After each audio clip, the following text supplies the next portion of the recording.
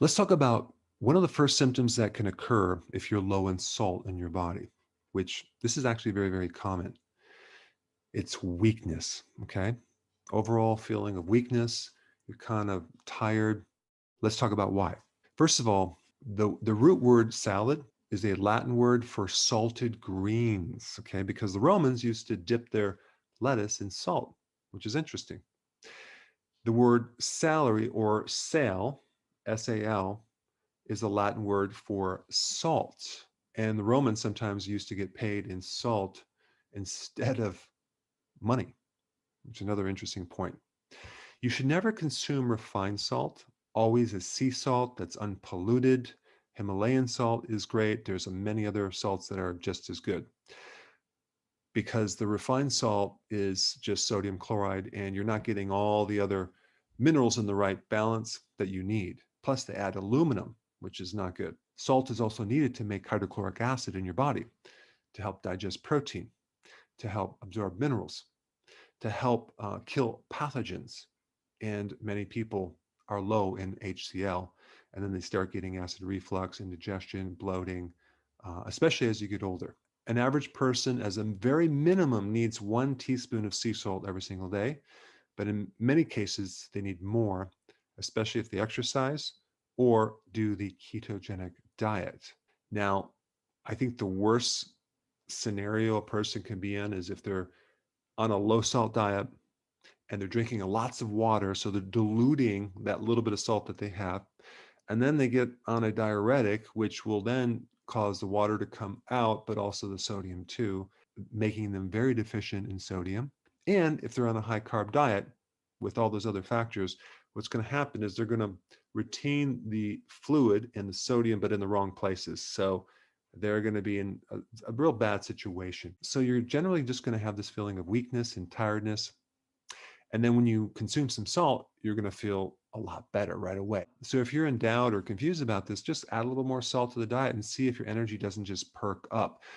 When I take my electrolyte powder, which has a lot of sodium, I always add more salt to it, especially if you're going on keto and you're no longer consuming all these refined carbs with all this extra sodium. But if someone's just starting keto and they've been on a high sodium refined diet, then they don't need to do that because they already have too much sodium from things like the monosodium glutamate and the extra sodium that they put in a lot of junk foods.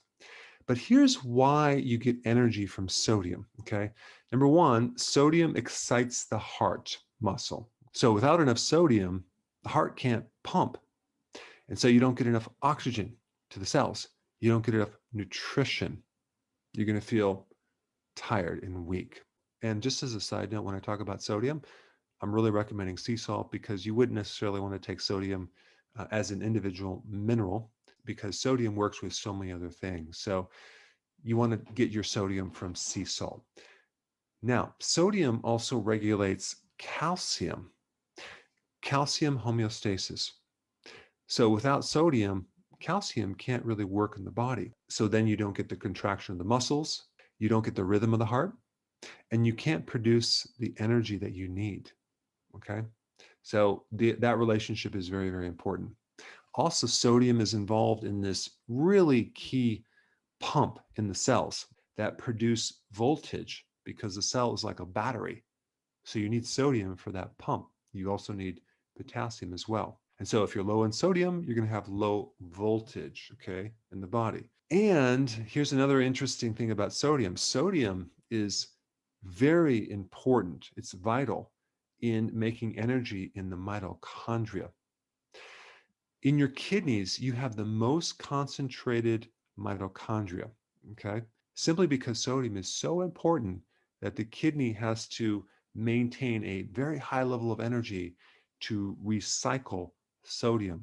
And so this is just another reason why the body considers sodium as something that is very, very important.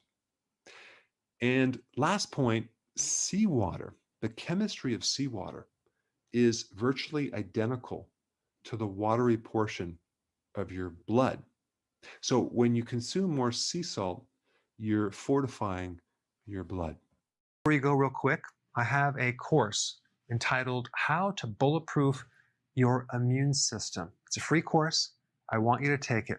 And here's why. Here's you. Here is your environment. Everyone is focused on this over here, avoiding your environment. But what about here? What about strengthening your immune system? That's what's missing. This course will show you how to bulletproof yourself, and so you can tolerate and resist your environment much better by strengthening your own immune system. I put a link down in the description right down below. Check it out and get signed up today.